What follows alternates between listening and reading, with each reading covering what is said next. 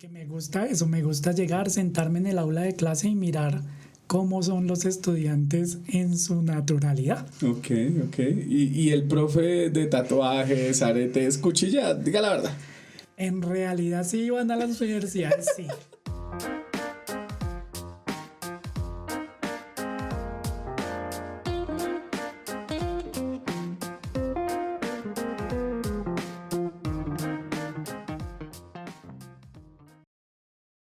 Bueno, mi querido amigo, bienvenido, hermano. Qué gusto tenerte acá.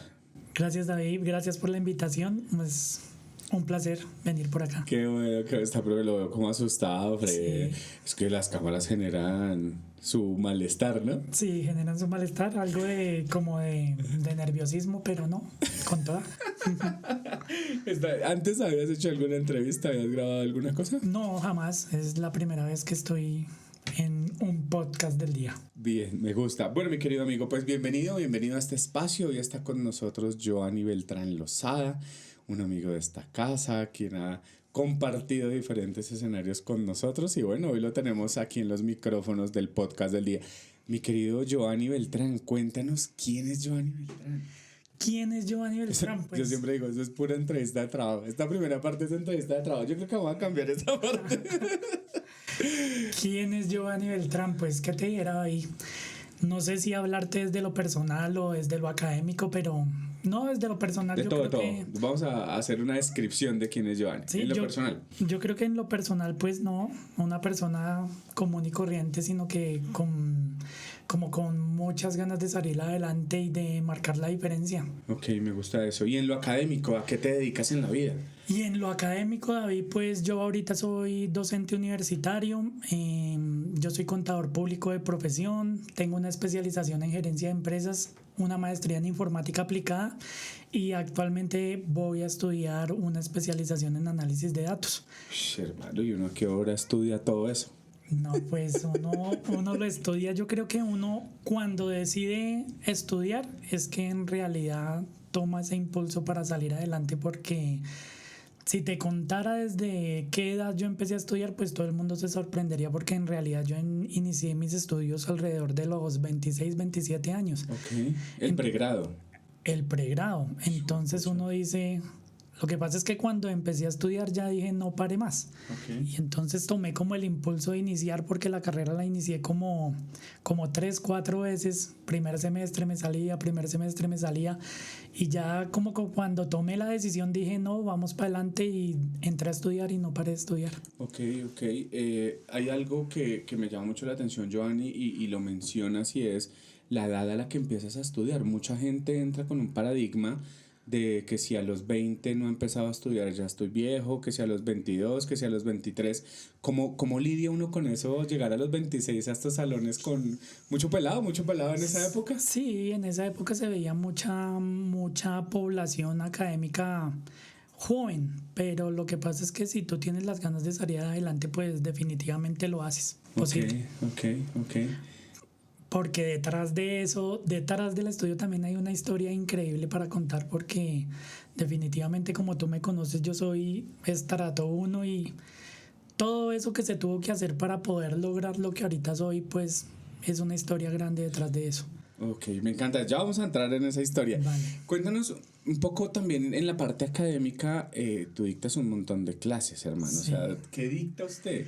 Pues en este momento, si estamos hablando de este periodo académico, estoy dictando materias como presupuestos. Estas que te voy a decir son porque yo dicto en una universidad en la carrera de administración en entidades de salud, Ok. pero como contador público, que es mi profesión, entonces yo dicto todas las asignaturas de matemáticas, por ejemplo, costos, presupuestos, matemática financiera, análisis financiero, contabilidad financiera 1, 2. Dicto formulación y evaluación de proyectos, dicto economía de la salud, dicto facturación y cuentas médicas. Solo en esa universidad que te digo que voy como administración de entidades de salud. Ok. Pero en otra universidad donde dicto para el área de contaduría pública, ahí dicto todo lo que es costos, presupuestos, ahí sí hay contabilidades, pero va contabilidad 1, contabilidad 2, contabilidad 3, contabilidad 4 y se va también a toda la parte tributaria, tributaria 1, tributaria 2, procedimiento tributario. Entonces, pues con el ánimo, no sé, yo creo que a raíz de este podcast del Díaz quiero arrancar como un canal de YouTube. Entonces, la idea como con la entrevista es que los seguidores conozcan quién es la persona que está detrás de la cámara como dictándoles esas asignaturas. Ok, qué bueno eso. Y ven, porque yo creo que de todo esto que has mencionado, creo que para muchos es el coco, ¿no? Entonces, matemáticas, contabilidad. Es muy bravo. ¿Cómo? Y creo que tú rompes un paradigma porque pues para la gente que nos está escuchando en las redes sociales donde no hay video, los invitamos a que vayan a ver los videos en YouTube. Eh, un tipo de tatuaje, de arete, de pelo parado, de saco de colores y como que uno dice, venga, profe, pero ¿y la contabilidad? ¿Cómo cuándo entra? Que creo que eso es bien interesante, ¿no? Claro, es bien interesante, David, porque mira que han habido casos, yo no sé, yo soy como un profesor salido de lo cotidiano, entonces han habido casos donde entro a las áreas, a los salones de clases, y cuando entro a los salones de clases me siento con la población estudiantil, entonces soy un estudiante más. Ok. Y mientras empieza a llenarse el salón, a entrar toda la gente, pues la gente lo que espera, por ejemplo, de un profesor que les dicte tributaria o que les dicte costos, es que llegue un profesor de gafas, un profesor encorbatado, un profesor pues con otro... Todo el paradigma y Exacto. la representación social de... Y cuando yo me levanto de la silla y digo, muchachos, buenas noches, entonces todos como que hacen la cara y, uy, este man es el profesor y a qué horas el profesor estaba ahí sentado. Porque me gusta eso, me gusta llegar, sentarme en el aula de clase y mirar cómo son los estudiantes en su naturalidad. Ok. Y el profe de tatuajes, aretes, cuchilla, diga la verdad. En realidad sí van a las universidades, sí, pero no porque sea cuchilla. Lo que pasa es que yo creo que malentienden los estudiantes y en realidad soy un profesor exigente, ¿sí? Porque eso fue lo que me quedó grabado de mis profesores. Entonces, los profesores que yo quiero y que en verdad atesoro son esos profesores que te enseñan en realidad, que tú pagas y en realidad tú sales con un aprendizaje y dices, "Ay, yo aprendí esto, esto y esto". Pero hay profesores en realidad en la vida cotidiana que tú llegas, te sientas y lo que hacen es 15, 14 exposiciones y esa es la temática de la clase. Usted expone una clase, usted expone otra clase, usted expone otra clase y en realidad no lee, el conocimiento que ellos imparten es muy poco. Okay. Entonces sí he querido salir de eso que hay en muchas universidades. Y que al final se convierte en un problema, ¿no, Giovanni? Porque cuando, pues, a mí me ha pasado que si tú eres el que exige que haya conocimiento, por ejemplo, en las ciencias de ustedes son ciencias básicas, son ciencias exactas, perdón. Exacto. Y al ser ciencias exactas, pues es que el resultado no varía, o sea, vamos a invitar al señor de la DIAN un día de estos acá. Lo que yo te decía, Un por saludo ejemplo, para el señor de la DIAN. yo les enseño. Yo en la primera clase donde les doy como todas las reglas del juego de la asignatura, yo les hago un caso como si ellos fueran el profesor.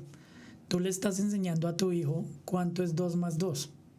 2 más 2 es igual a 4. Esa es la ciencia exacta. 2 más 2 es igual a 4. Pero si tu hijo pone 2 más 2 es igual a 3, ¿cómo lo calificarías? ¿Estuvo mal hecho o estuvo bien hecha la operación? Entonces los mismos estudiantes dicen, está mal hecha. Entonces yo les digo, eso es lo que yo les voy a aplicar a ustedes. Porque sencillamente si yo les enseño un procedimiento y es la única forma de hacerlo, pues la respuesta sí o sí tiene que ser exacta.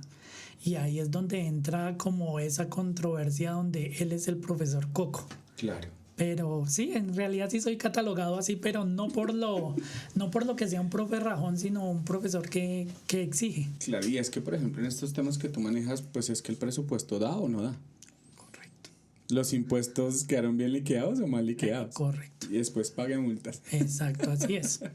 Claro, porque no es fácil. O sea, yo creo que pues los que tenemos empresas, encontrar ese abogado, ese contador que nos haga la tarea, que sea cumplido, que organice las cosas como las debe organizar, es una lotería. Es una lotería, sí. Y triste, ¿no? Porque pues al final son como esas fichas clave que tiene uno en las organizaciones y que pues cuando uno se da cuenta está metido en un montón de problemas. En realidad sí, porque uno suelta esa responsabilidad, ¿no? Y uno como empresario no debería soltar la responsabilidad. Es lo que yo le digo, por ejemplo, a todos mis estudiantes administradores. Ustedes en algún caso van a llegar a ser administradores. Ustedes delegan funciones, pero ustedes no se pueden apartar, ¿sí? O sea, yo delego que alguien me haga el recaudo de cartera, pero yo no puedo estar, o sea, yo tengo que tener una reunión mensual, una reunión periódica con ellos para saber cómo está el recaudo. Yo no puedo soltar la rienda de eso y A esperar ver qué pasa. qué pasa, exacto. Claro. No podría ser. Ok, bueno, bien. Ahí se van dando cuenta quién es nuestro invitado, hermano. Qué buena conversa. Giovanni, en el podcast del día hablamos de esos días que nos cambiaron la vida. Así que te voy a invitar a que empecemos a darle vueltas un poco a esos momentos donde tú tomas decisiones que son claves, incluso en este mundo académico, cuando tú dijiste, oiga, voy por acá, maestría en tecnologías de la información. En informática aplicada. En informática aplicada. Shit, hermano, no estoy podcast. Tengamos que nos van a dar aquí como 3 horas. ¿Cuáles son esos días que te cambian la vida? Día que me cambie la vida, David, estaba en una empresa ya trabajando alrededor de 12, 14 años Ok. y ya iba en sexto, séptimo semestre de contaduría pública y yo ya aspiraba a ganar más, obviamente. Paso la carta de aumento y el aumento fueron 100.000 pesos. Ok. Y yo digo, es imposible que yo le haya invertido a una carrera 40 millones de pesos para que me digan le vamos a subir 5 millones, 100.000 pesos en el salario. Ok. Yo dije, no, aquí no es. Llevo ya 12 años acá, me toca mirar qué hago. En ese mirar qué hago, renuncié. Y si tú sabes, por ejemplo, que es renunciar, cuando uno renuncia, uno sale con una mano adelante y otra atrás. Esa es la realidad, porque no hay indemnización. ¿Sí? Cuando uno renuncia, no hay indemnización y la liquidación es lo que le llevan a usted de prima, de cesantías, de intereses de las cesantías y vacaciones. Entonces, si me debían... Me encanta, perdón, te interrumpo. Me encanta porque Giovanni ya aquí va a estar dando clase, ¿no? Aquí. Es que para los que manejan nómina y se están preguntando qué tienen que resolver. Exacto, esa es la primera clase que va a dictar de nómina. Entonces, cuando yo digo renuncio, después de 12 años, 14 años de contratación en una empresa, salí con una mano adelante y una atrás y no sabía qué ponerme a hacer. O sea, yo lo único que dije fue, me voy a salir de esa zona de confort, Ok. porque muchas veces nosotros estamos en esa zona de confort y no queremos arriesgarnos a más. Ok. Entonces yo tomo la decisión de salirme de trabajar y me quedo sin trabajo. O sea, ya ganaba alrededor de 800.000 pesos con el aumento como 900 y renuncié sin pensarlo. Y ahí es cuando al mes siguiente digo, no hay dinero para pagar nada. ¿Qué me toca ponerme a hacer? Y doy por allá en la 1 de mayo como con 30 vendiendo motos. Ok, ok. O sea, pasé de ser auxiliar contable a vender motos. Ok. Entonces allí tengo un jefe que me ofrece 1.000 y un sinnúmero de cosas y cuando me empieza a ir bien porque uno gana por comisión, lo que me dicen es usted está ganando mucho, no le vamos a pagar lo que le estamos pagando y me reducen el sueldo y digo, no, esto no puede seguir así. Aparece un gran amigo mío en mi vida, me ayuda a entrar a una empresa que es una multinacional.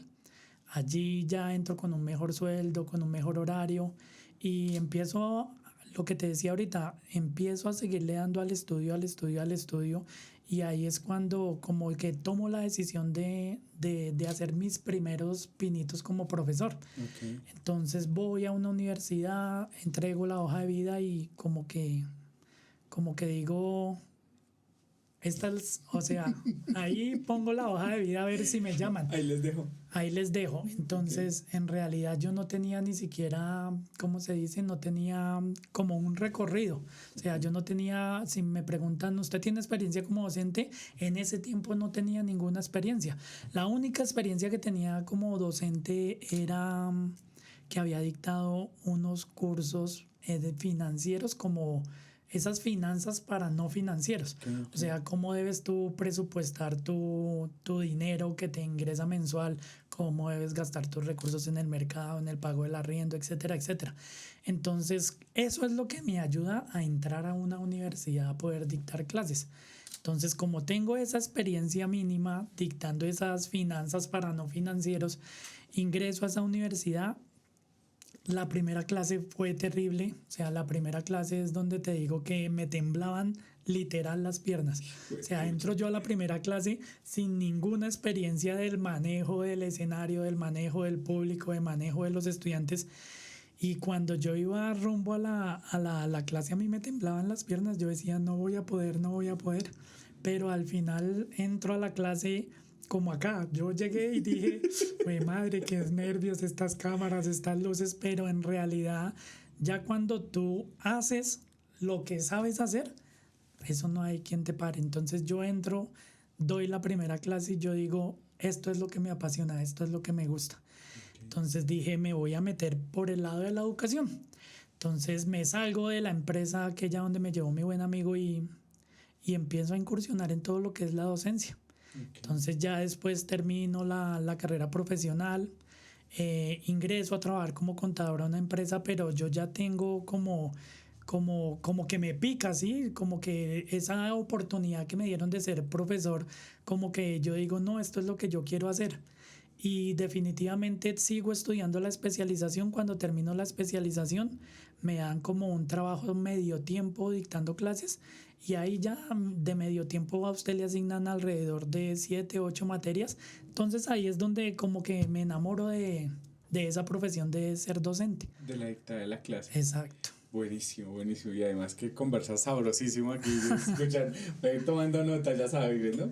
Finanzas personales. Voy a meterme en un tema. Si me dices que no, todo bien, no pasa nada. Tú decías, ¿cuáles son esos trucos para las finanzas personales? Bueno, creo que todo el mundo se lo pregunta todos los días. ¿Qué es lo que definitivamente tengo que hacer y qué es lo que no tengo que hacer? Es que el truco de las finanzas personales es que usted maneje su bolsillo como si fuera una empresa. Okay. Porque en realidad eso somos. Nosotros somos unas empresas generadoras de recursos, nosotros individualmente como personas, pero nosotros no lo vemos así. Si yo te pregunto, por ejemplo, en este momento, ¿cuál es la utilidad del ejercicio de tu profesión como psicólogo? Entonces tú en estos momentos dices, no, yo no sé cuánto me queda de utilidad. Las empresas sí. Usted le pregunta a un contador cuánto es la utilidad del ejercicio y él le va a decir la utilidad del ejercicio para el año anterior fueron 1 millón de pesos. Es exacto. Pero si yo te pregunto ahorita cuál fue tu utilidad del ejercicio para el año 2023, ¿qué me puedes decir tú? Bueno, te podría dar la respuesta porque tengo empresa, entonces yo me curo en salud. Listo, entonces cuando uno no tiene empresa, ahí es donde uno empieza a patinar porque uno dice... No tengo ni idea. No, pero la verdad, o sea, te lo digo honestamente, durante muchos años la respuesta era no lo sé. Sí, o sea, hoy porque me administran las finanzas, me dicen cuánto me gasto diario, cuánto... Sí, pero no, en otro momento no, nunca lo hacía. Entonces el truco de las finanzas personales es eso, que yo genere unos ingresos, unos costos y unos gastos que son deducibles y yo pueda decir cuánto me quedó de utilidad. Porque eso, cuando yo enseño presupuestos, por ejemplo, yo le digo a los estudiantes eso. ¿Cuánto usted tiene de utilidad en estos momentos? Porque usted entra a ser administrador, pero no sabe administrar ni su sueldo. Uy, qué duro, sí. Entonces, es difícil que usted le entregue una empresa a un administrador y el administrador siempre está en saldo en rojo en su vida personal. Entonces, en su vida personal, al final del mes siempre está pidiendo prestada plata. Mamá, ¿me presta? Papá, ¿me presta para los buses? Entonces ahí es donde uno dice, uno no puede ir en octavo, séptimo, sexto semestre de administración de empresas, de contaduría pública o alguna de las ciencias económicas y decir que no tengo plata. Porque definitivamente entonces, ¿qué estudian? Si usted estudia para administrar y no tiene plata, ¿qué está administrando? Entonces eso es lo que uno le dice a los estudiantes desde la vida personal y ese es el truco de las finanzas para no financieros. Y digamos, Giovanni, ahí cuando nos contabas ahorita la historia de que como en sexto semestre sales y sales con una mano adelante y otra atrás, ahí es donde se empiezan a hacer esas comprensiones que tú nos estás diciendo. Claro, porque yo también vengo desde lo mismo. Yo llegaba a un momento en mi vida donde usted me preguntaba cuál es su utilidad. yo ni sabía, porque yo no tenía en cuenta cuánto dinero me gastaba, por ejemplo, en la gasolina o en el combustible de la moto o en pasajes, cuánto dinero me gastaba en fotocopias, cuánto dinero me gastaba en los tintos, en el cigarrillo, en la empanada. Yo no tenía ni idea. Pero cuando decido o cuando uno está en esos momentos de crisis es donde usted dice, tengo que apretarme el cinturón y reducir los costos y los gastos, porque en ese momento, cuando nosotros estábamos hablando de momentos que le marcan a uno la vida, pues en ese momento que uno está, porque esa es la famosa frase célebre de que hasta que usted no tiene esa necesidad, la palabra necesidad es la que le enseña a uno a hacer muchas cosas. Y cuando viene la palabra necesidad a mi vida es que yo empiezo a administrar todo lo que son mis finanzas. Y entonces ahí es donde yo le enseño a los que no son financieros cómo administrar su vida personal, porque en realidad somos una empresa, pero no lo vemos así. Y eso es lo que tendríamos que hacer. ¿Y qué es lo que definitivamente no debemos hacer? Pues lo que no debemos hacer es dejar al aire los gastos. ¿Sí? Porque es que yo hoy me tomo un tinto, mañana me tomo un tinto, pasado mañana me tomo un tinto, una empanada, una gaseosa, una empanada, pero si tú empiezas a sumar los 3,000, 4,500 pesos diarios, ¿cuánto es al mes? Claro. ¿Sí? Y si tú multiplicas esa cifra mensual por 6 meses de un semestre, perfectamente tienes la mitad de la matrícula o la mitad del $1,000,000, del semestre académico. Pesos, claro. Entonces es ahí donde uno le dice a los estudiantes, toca apretarse la correa, porque si usted no baja los costos o los gastos, aumente sus ingresos, o sea, consiga otro empleo, y así nos veríamos como una empresa. Pero entonces esa es la falla, no vernos como una empresa. No tener control sobre lo que gastamos, eso es una falla. Que al final termina siendo también un tema, yo pues me toca meterle la psicología, qué pena aquí, pero yo creo que también termina siendo un tema emocional, ¿no? Porque cuando tú dices aprietes el cinturón, es lidiar con el malestar de hoy no me tomo el tintico, o pues me tomo uno y no los 5 que estoy acostumbrado, es un tema complejo. Y aprietes el cinturón no porque uno quiera, por la famosa palabra necesidad, porque ahí fue donde aprendí. Si tú no tienes la necesidad, no necesitas ahorrar. Entonces, sí, claro, esa palabra emoción o esa palabra necesidad deriva de esas emociones. Yo estaba en la mala, ¿sí? La palabra necesidad fue la que me dijo, hermano, no hay plata, no puedes seguir gastando como antes. Porque no hay ingresos. Entonces ahí es donde uno aprende como a ser muy reservado en las finanzas, a decir, si me voy a gastar estos 100,000, que valga la pena gastarme estos 100,000 pesos, porque la palabra necesidad ahí prima mucho. Bueno, vamos a pedirle al señor de la DIAN que por favor haga un podcast aquí con el profe Beltrán. Oiga, súper interesante y mira que estoy escuchándote y casi que me voy para otro lado ahorita aquí haciendo ya no el podcast del día, sino una entrevista. ¿Cómo tienes esa habilidad para echar el cuento? ¿Sí? Porque creo que eso no es tan fácil, porque te he escuchado hablando de presupuestos, gastos, costos, hablamos de nómina. Y como que esa forma de ir contando la historia, uno dice, oiga, sí, esto tiene que ver conmigo, ¿no? Claro, es ahí donde uno dice, este profesor se sale como del paradigma de todos los profesores que son contadores públicos, ¿sí? Sin el ánimo de herir a nadie en sus susceptibilidades, ¿no? Pero en realidad es donde yo digo, es mejor enseñar desde lo personal, ¿sí?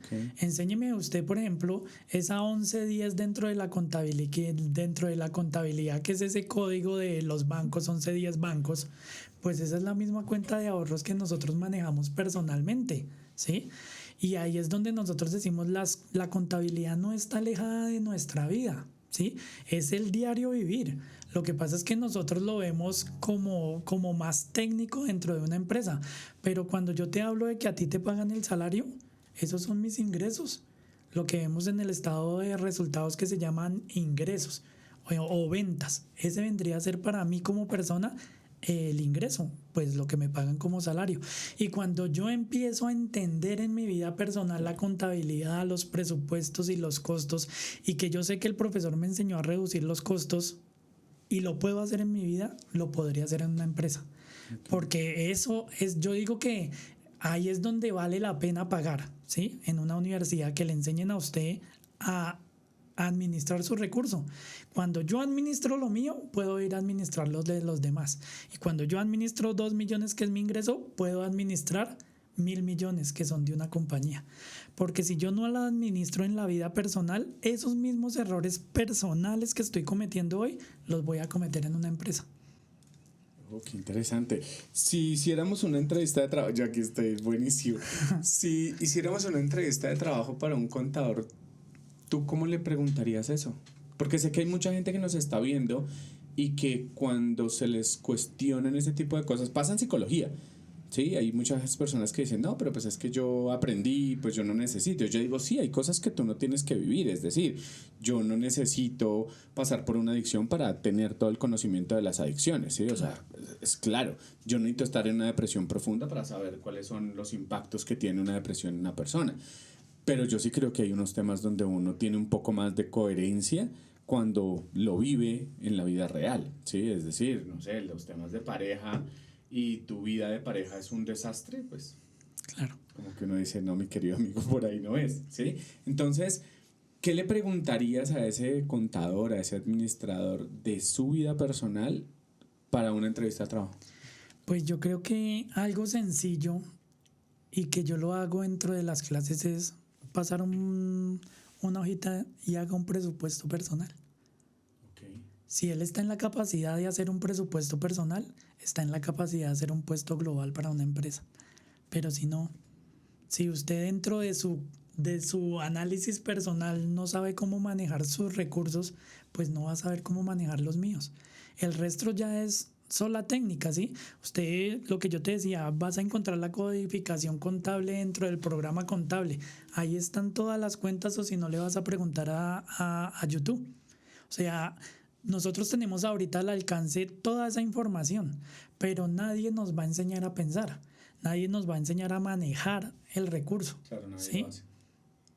Yo le preguntaría, por ejemplo, a alguien que entre a una entrevista en los términos contables, ¿cuándo se vence la retención en la fuente? Ay. ¿Sí? Okay. Según los números del NIT. ¿Sí? ¿Cuándo se vence el 9? ¿Cuándo se vence el 8? ¿Cuándo se vence el 7? Siempre son las mismas fechas. Claro, sí, el calendario tributario, por ejemplo, para este año no va a tener ninguna modificación.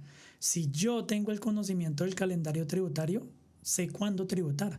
Pero si usted no tiene conocimiento, o sea, eso sería para mí lo primordial, Claro. que el contador sepa cuándo se le vence lo que tiene que pagar la empresa. Pero si no lo sabe, porque liquidarlo, usted abre un YouTube y ahí le enseñan cómo liquidar. Okay. Usted tiene que conectarse y poner cuidado, poner atención, y ahí le van a enseñar. Pero si usted no sabe cuándo, o si usted no sabe cómo diligenciar el formato, el formulario, pues a mí se me hace más importante que tengan las fechas establecidas y que sepan diligenciar los formularios. Porque en realidad a la hora de diligenciar uno puede, no puede utilizar cualquier recurso. ¿Sí? Desde que usted tenga el trabajo y ya tenga la obligación de hacerlo, usted aprende a hacerlo, le pregunta a los amigos, a todo el mundo. Pero en realidad yo necesito saber esas fechas, cuándo se vencen los impuestos. Las técnicas, claro. Para mí se me hace más primordial dentro de las entrevistas de trabajo, porque lo otro es muy mecánico. Si usted le pasa una hoja a un contador y le dice cuál es el código de la caja, cuál es la naturaleza, pues eso uno se lo sabe de memoria porque uno lo estudió 5 años de la vida, uno estuvo ahí. Y si usted tiene experiencia, imagínese, yo trabajé como auxiliar contable alrededor de 9 años. O sea, la codificación de las cuentas uno se la sabe atrás y adelante. ¿Sí? Entonces ahí es donde uno dice, el contador va mucho más allá. El contador es una persona con la que usted se puede apoyar en la toma de decisiones, ¿sí? Porque la codificación, usted compra el plan único de cuentas y ahí está toda la codificación. Y eso es lo que malentienden las personas. Las personas llegan a decir, no, es que el contador tiene que saberse todas las cuentas contables. No, nadie se las sabe. Claro. Para eso está el libro, exacto. Ok, bueno, bien interesante. Yo he escuchado y también lo he repetido. Uno tiene 2 cosas claras en la vida: se va a morir y tiene que pagar impuestos. Sí, Así que de eso no nos salvamos de eso ninguno. no se salva nadie. Ni chiquitico, ni nadie. O sea, por ahí pasamos todos. Y ahí va el desconocimiento también, mire. Cuando usted se compra unos zapatos, Ya pago ya impuestos. está pagando impuestos. Pero la gente dice, no, porque no tengo empresa no pago. No, eso no Lleva es su así. 19% ahí Exacto. metido, el Ahí impuesto del está. consumo. Ay, Dios mío. Un saludo otra vez para el señor de la 10. Yo creo que es el tipo al que más le echamos la madre. Y los contadores más. Porque Y los dueños de empresas, ¿no? cada vez que tienen que pagar de poco impuestos, uno dice, ay, esta platica. Finalmente los contadores trabajan es para la 10, ustedes no trabajan para uno. ¿O usted qué dice? Primeramente, el primer jefe de nosotros es el Estado. ¿Sí o no? Sí, O claro. sea, honestamente, sí, porque es que yo he Honestamente. escuchado cuando la gente dice, no, es que yo necesito un contador que trabaje para mí. Y yo digo, sí, tal vez ese contador lo que usted quiere es que haga chancucos. Exactamente. ¿Sí o no? Así es, David. En realidad, nuestro primer jefe es el Estado. Porque cuando a nosotros nos dan esa famosa tarjeta profesional, Sí.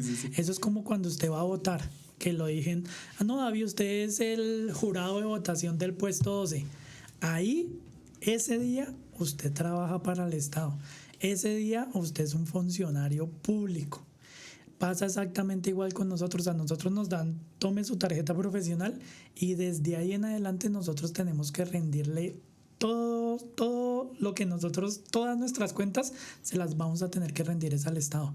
Porque si yo hago mal algo, pues el Estado viene y me dice, usted lo hizo mal, usted tiene cárcel, usted lo hizo mal, venga su tarjeta profesional, se la quitamos por 1 año, 2 años, 3 años.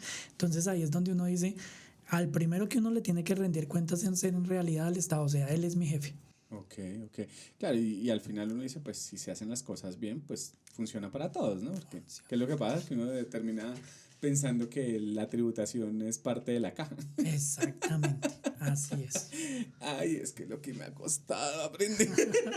Sí, Claro, no es fácil, porque pues finalmente uno dice, ay, pues yo cobro esto más el IVA, entonces me llegó esto y uno hace unas fiestas con esa plata que después uno dice, ay, ¿en qué momento? Y ahora me toca sacar toda esta plata para pagar el IVA. pagar el IVA, exacto. Ok, bueno, está muy buena esta conversación, ya pasamos por las finanzas. ¿Qué otro día, Giovanni? ¿Qué otro día que hace que la vida sea diferente? Otro día que me marque la vida a mí, yo podría decir que, no sé, de pronto ahorita últimamente un suceso que ha pasado con mi hija. Ok, Definitivamente me dice a mí como que me aterriza en el mundo y me quita como un poco de burbujas, de ilusiones que se hace uno. Ok. Bien, veo que ahí se te mueve la emoción un montón. Creo que el tema de los hijos termina siendo ese punto de quiebre en todo, ¿no? De la vida, de cómo se organiza uno, de cómo se proyecta, de cómo funcionan las cosas de manera diferente. Claro, pues yo diría también de las personas que quieren ser, o sea, hay padres que quieren ser padres y hay padres que no quieren serlo, ¿sí? Y entonces, cuando uno quiere ser un buen padre, definitivamente la vida no lo deja. Okay. Pero hay padres que, por ejemplo, el mío, voy a hablar del mío para no herir a nadie. Sí. Entonces, por ejemplo, el mío, tenía yo 1 año, 1 año y medio, se fue y hasta el sol de hoy no lo he vuelto a ver. Fue por cigarrillos, dijeron. Exacto, se fue por la tienda a comprar algo y no ha vuelto. Okay. Entonces es donde uno dice, el loco nunca quería ser padre, ¿sí? Pero, por ejemplo, cuando uno quiere estar ahí en todos los procesos de su hijo y la vida no lo permite, ahí es donde uno dice, es injusta la vida. ¿Sí? Pero ¿crees que es injusta la vida o terminamos siendo los seres humanos los que tomamos unas decisiones que a veces es desde ese machismo, ¿no? Porque aquí voy a ponerme la camiseta aquí, es que vamos a hacer protesta, pero creo que cuando el hombre decide paternar, por una sociedad tan machista como la nuestra, incluso se castiga, ¿no? Esa es un poco la diferencia, ¿no? Una cosa es ser padre y la otra paternar, que es el ejercicio de ejercer ese rol del cuidado, de la protección, de acompañar, etcétera, etcétera. Y creo que en una sociedad tan machista como la nuestra, ver eso al final termina siendo como un acto de debilidad, de cómo me aprovecho de cómo le saco ventaja. No sé cómo lo ves. Incluso hasta desde las instituciones, ¿no? Okay. Porque uno habla, por ejemplo, de voy a interponer un recurso en bienestar familiar y a ti como padre no te escuchan. Ok, de acuerdo. ¿sí? Porque uno es papá. Entonces usted dice, quiero ver a mi hija, y definitivamente nunca pasa nada. Mientras si fuera al contrario, si fuera del otro sentido, de la otra persona, entonces ahí velarían más por ese recurso que por esa persona, más bien, que es la mujer. Si la mujer fuera la que dijera, ay no, es que yo quiero ver a mi hija, ella tiene mucho más apoyo y mucho más acompañamiento que de uno como padre en realidad. Ok. Entonces yo digo que los errores vienen hasta de las instituciones. Ok, ok. Bueno, bien, pues interesante ese tema y creo que metes en una conversación súper compleja y es cómo podemos llegar incluso a también en algún momento hacer un reclamo de derechos esos padres que queremos paternar, que queremos estar y que desafortunadamente ese Estado sigue pensando que los hijos son de las mujeres, que al final termina siendo un ejercicio machista, ¿no? O sea, el hecho de pensar de que los hijos son de las mujeres es obligar a que las mujeres se tengan que hacer cargo, que muchas de pronto dicen, yo no quisiera quedarme con los pelados, pero socialmente una mujer que diga eso, la revientan, o sea, Es esto... juzgada. Sí, esto no es como que, ay, sí, yo no me quiero quedar con los hijos, simplemente pensemos, que alguien diga en la casa, ay no, yo le voy a entregar los hijos al papá porque me quiero dedicar, va a ir por unas galletas y se pierde, durísimo, o sea, socialmente se le castiga muy, muy duro. Bueno, bien, gracias por compartirlo. ¿Qué otros días, Joa, que nos quieras contar y vamos dándole Pues más días, yo diría en también, este podcast del día? días que me cambiaron a mí la vida en el colegio. Ok, Cuando yo me graduó como de quinto de primaria y mi mamá dice, vamos a meterlo en X colegio, yo creo que esa entrada a ese X colegio me cambia la vida definitivamente. ¿Cómo se llamaba el colegio? Chicanimos aquí el colegio. El colegio se llamaba, en ese entonces se llamaba Rafael Núñez. Ok, ¿y ya cambió el nombre o qué? Sí, ya ahorita, ¿Sí? sí, lo que pasa es que en todo lo que es el Estado y en la educación, algunas figuras cambiaron. Entonces, por ejemplo, habían 4 colegios en una misma zona y unen esos 4 colegios y le dejaron solo un nombre, pero ahora es CDA, CDB y CDC. Entonces eso pasa con algunos colegios que yo me he dado cuenta al sur de la ciudad. Entonces tú vas a X colegio y ya no se llama, ya no tiene el mismo nombre, sino es una sede o una sucursal de otro colegio que queda, no sé, 3, 4, 5 cuadras más al sur. Ok, ¿y el Rafael Núñez cómo se llama hoy? Mandar un saludo a los del Rafael Núñez. Yo no me acuerdo, en realidad no me acuerdo si está como Rafael o si hace parte de algún otro colegio. Ok. ¿Y te cambia la vida por qué? ¿Qué pasó ahí? Me cambia la vida porque yo vengo a conocer todo lo que son mis amigos de los que tengo ahora. Entonces, eso me cambia definitivamente todo el concepto, toda la percepción de lo que yo conocía hasta el momento, porque lo que yo conocía hasta el momento era calle, era estar en la calle, porque mi mami siempre estaba trabajando. Entonces, ese concepto de entrar a ese colegio, me encuentro ahí con unos amigos que definitivamente cambian mi vida porque ellos no son de calle, ¿sí? Entonces, al no ser de calle, pues ellos tienen su mami, tienen su papá, tienen su familia establecida, salen del colegio para la casa. Entonces era lo que yo no hacía, yo vivía todo el día en la calle. Okay. Entonces, al vivir todo el día en la calle, pues usted con los amiguitos de la calle, con todo el mundo, y no permanecía en la casa. Y llego yo a ese colegio y eso me cambia la vida definitivamente, porque son los amigos que hasta el sol de hoy pues los tengo. Okay. Entonces eso me cambia la vida porque eso me lleva de una vida de calle que yo llevaba a una vida donde conozco que hay otras cosas distintas. ¿Cuáles otras cosas distintas? Por ejemplo, poder jugar baloncesto es una de las cosas que nace allí. Okay. Entonces, cuando nace ese cariño por el baloncesto, ahí es donde yo digo, dejé absolutamente todo lo que conocía. O sea, a mí ya no me encontraban, ya no me parecían chéveres mis amigos, como se decía por ahí, los ñeros de la calle, ya no me juntaba con ellos, okay, sino que me iba con mis amigos del colegio a todo el día a jugar baloncesto.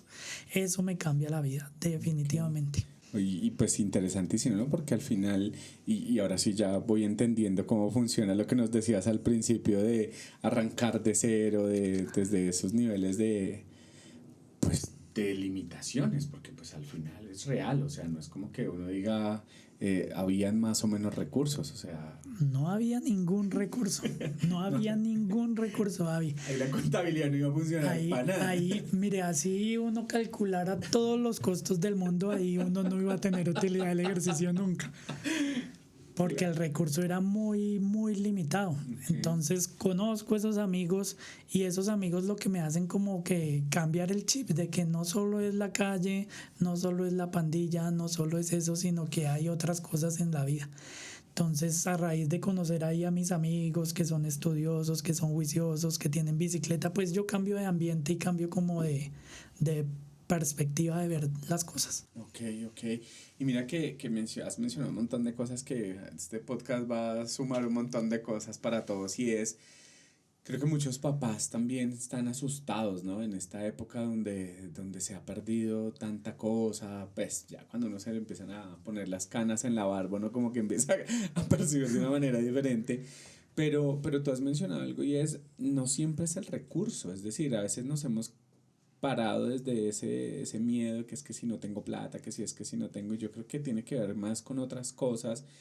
Claro, que el Estado debería garantizar otras cosas que deberían ser la educación, la salud, bueno, todo lo que ya sabemos, pero cuando no están, que es la vida real, pues como esos otros entornos empiezan a facilitar cosas diferentes, ¿no? Claro. El deporte, el nuevos relacionamientos, porque creo que a veces el miedo, digamos que tu mamá termina siendo muy valiente de llevarte a otro lado, ¿no? O sea, te saca de aquí, era distancia lejana de tu casa. Sí, claro, yo vivía en un, no sé, como a 40 minutos del colegio donde terminé el bachillerato.